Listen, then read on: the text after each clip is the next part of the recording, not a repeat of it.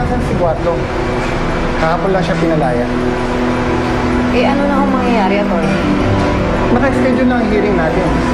Pero hindi pa rin sigurado yun. Dahil marami rin nakabindi ng kaso kay Guatlo. Wala pa tayo dyan, attorney. Wala kasang ebidensya natin laban sa kanya. Pero siguradong kukuha din ng abogado si Guatlo. Kaya importante ang statement ng witness natin.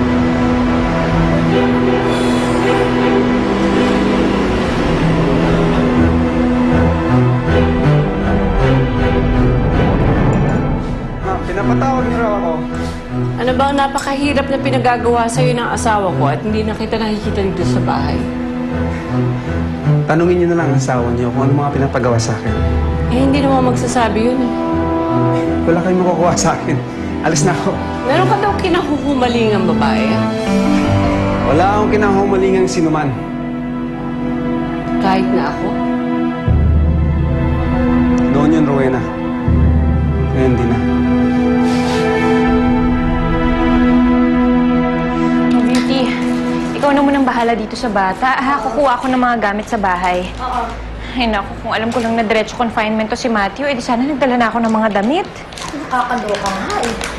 Oh, nga pala, may darating na mga doktor. Balitaan mo ko, i-text mo kung anong mga balita, ha? Oo. Tapos may kukuha ng blood test sa kanya. O sige. Ha? Oh, mauna na ako. O sige. Ano bahala dito? Ay, paano nga pala si RJ? Si RJ, hindi. I-text ko na lang siya. Magkita na lang kami sa bahay, tapos sabay na lang kami pupunta dito. Oo, sige. Ay, ikaw nang O, bahala. ingat ka, ha? Oh, teka, iangat mo yan, iangat mo yan. Oo. Oh, alis na ako, ha? Oo. Sige. Bye-bye. No, sus. Hey. Bye, no. Ikaw na Oh, bahala. bilisan mo, ingat ka Iangat lang, mo yan, ha? baka mamaya Oo, mahulog yung bata, ah.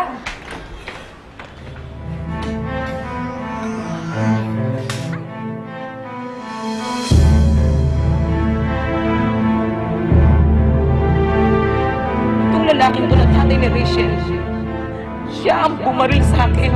Siya ang kumuha ng anak ko. Si Mateo ang nagtangkang pumatay sa'yo. Nasa kanyang anak ko at si Rachel.